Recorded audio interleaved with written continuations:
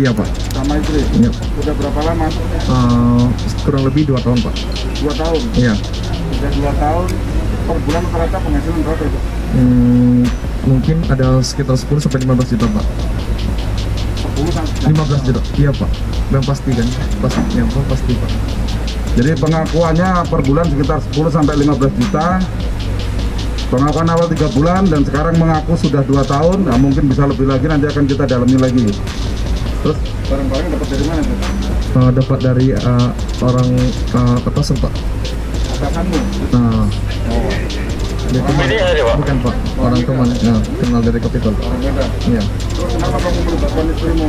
Sebenarnya saya bukan melibatkan Pak, saya bohong dia Pak, untuk saya suruh-suruh Pak. Kamu suruh-suruh, harusnya Iya. dia tahu ini. Awalnya dia tidak tahu Pak, tapi terakhir dia mencari tahu Pak.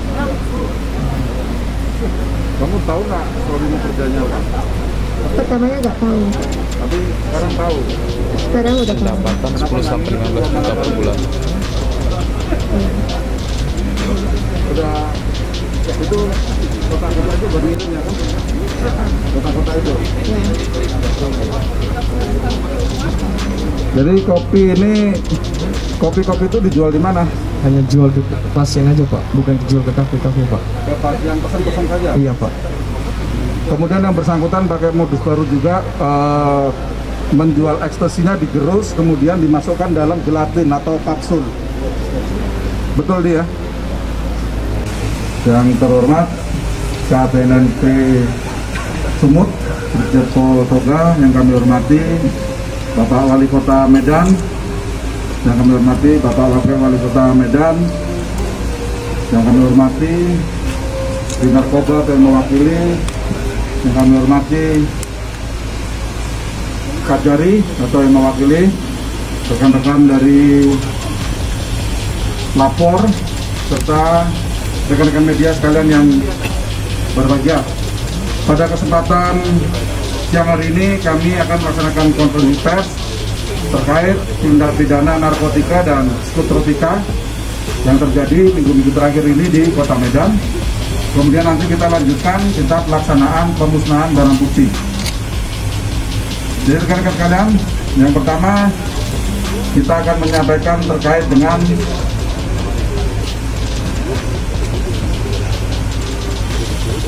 kejadian pada tanggal 28 Juli, di mana kita berhasil mengamankan satu orang laki-laki umur 52 tahun yang bersangkutan didapati di rumahnya setelah kita mengadakan penggeledahan ada 800 gram narkotika jenis sabu, kemudian ada 35 papan pil Happy Five dan uang hasil penjualan sebesar 5 juta rupiah. Yang bersangkutan berhasil diamankan di perumahan Taman Setiabudi Indah 2. Kemudian diamankan sekitar pukul 5 sore. Barang bukti yang berhasil diamankan selain 800 gram sabu-sabu, kemudian 35 papan pil Happy Five, juga uang 5 juta dan 1 timbangan elektrik yang digunakan bersangkutan pada saat akan melaksanakan atau sedang menjalankan transaksinya. Tersangkanya cuma 1 orang. Ini tersangkanya 1 orang yang berhasil kita amankan. Yang bersangkutan kita kenakan atau kita persangkakan dengan pasal 114 dan 112 Undang-Undang Nomor 35 Tahun 2009 tentang narkotika dengan ancaman hukuman pidana mati seumur hidup atau paling singkat 6 tahun dan paling lama 20 tahun penjara. Untuk pertama jelas ya, cukup ya. Barang buktinya yang mana nih? Ini untuk barang bukti kasus yang barusan kami rilis dan 35 papan pil Happy Five.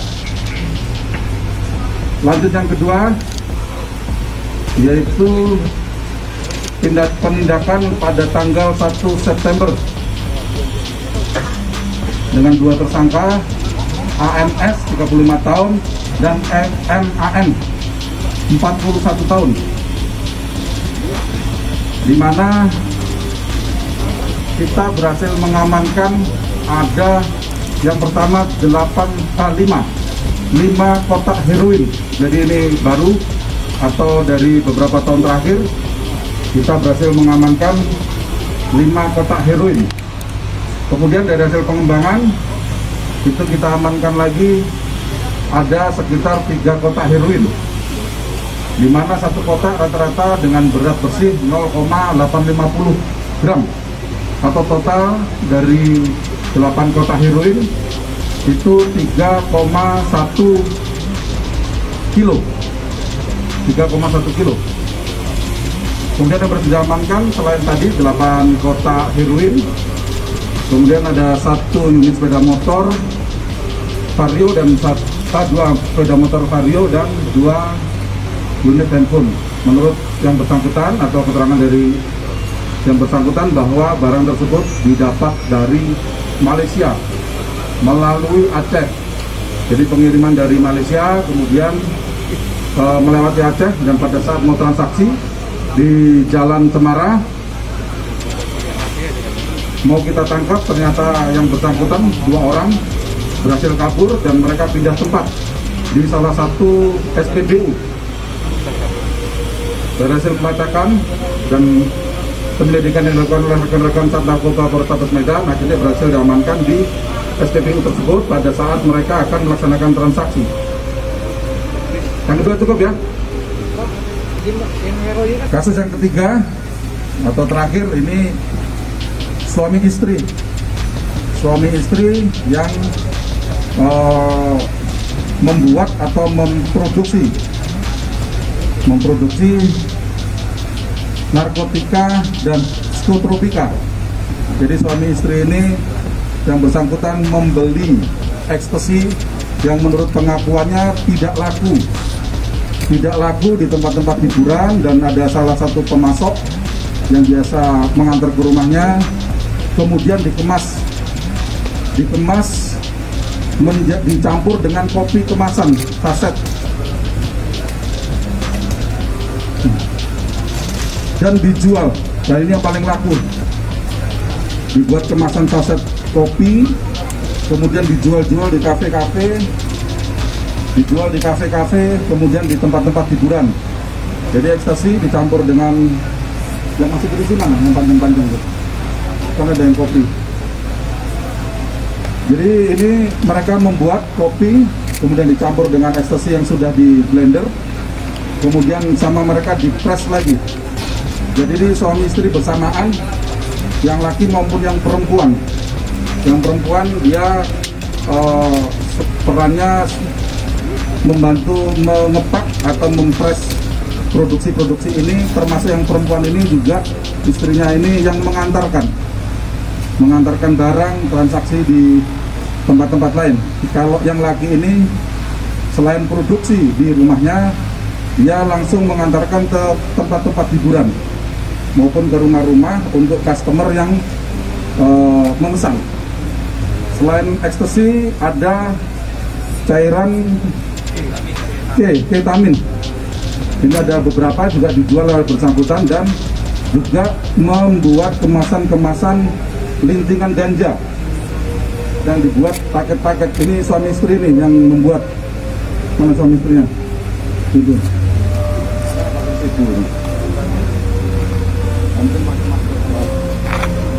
Jadi suami istri ini pengakuannya baru beberapa bulan. Namun dari hasil penelusuran kami ada beberapa rekening, ada 5 rekening yang dibuat oleh bersangkutan untuk melakukan transaksi, di mana ada beberapa rekening juga dari keluarganya atau orang tuanya yang digunakan untuk transaksi. Ini kita sedang dalami karena bersangkutan menggunakan modus pakai aplikasi online atau jual beli online yang ada di internet, menggunakan jasa antar salah satu jual beli online. Suami istri ini kami kenakan 113, 112, 114 Undang-Undang Nomor 35 Tahun 2009 Kemudian pasal 60 Undang-Undang Nomor 5 Tahun 97 dengan ancaman hukuman penjara paling singkat 6 tahun dan paling lama 20 tahun atau hukuman mati untuk suami istri ini.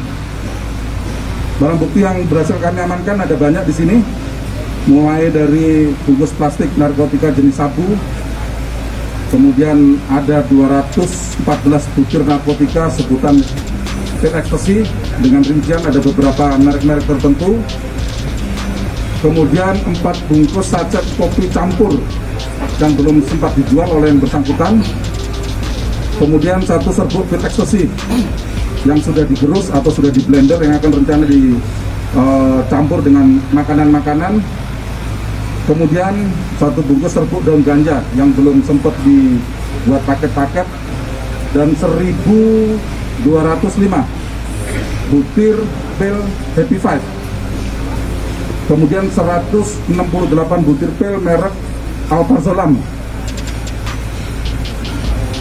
kemudian 38 botol ketamin, 168 bungkus plastik kecil ketamin,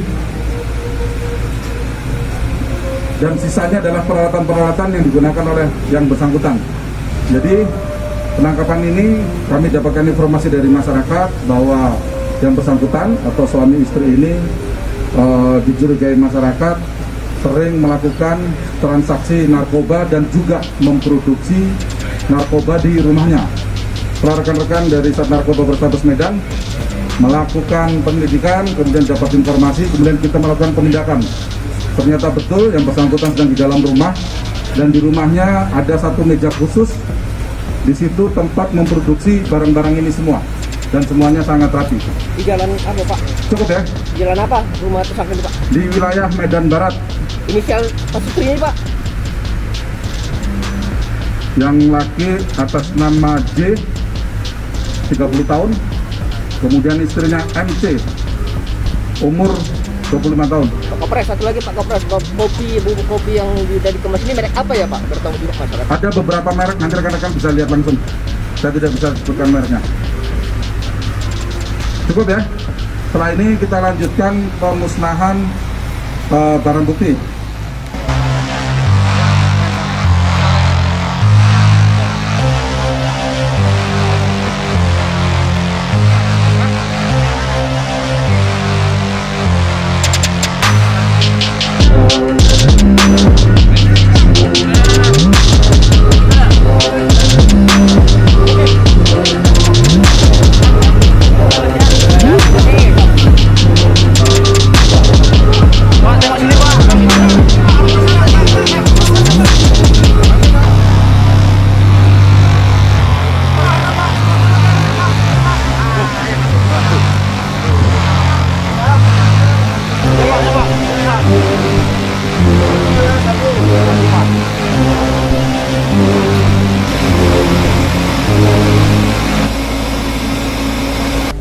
Kita hormati Kepala BNN Sumatera Utara Brigjen Pol Teguh Panjaitan dan Bapak Kapolres Tabes Medan,